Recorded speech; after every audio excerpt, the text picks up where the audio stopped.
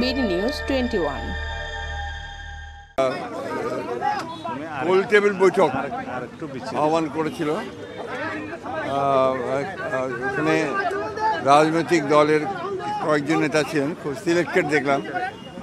আর দেখলাম কমিশনের প্রধানরা ছিলেন।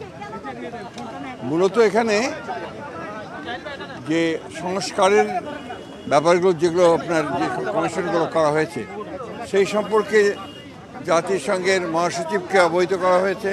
সেটা নজরুল ইসলাম, আসিফ নজরুল করেছেন।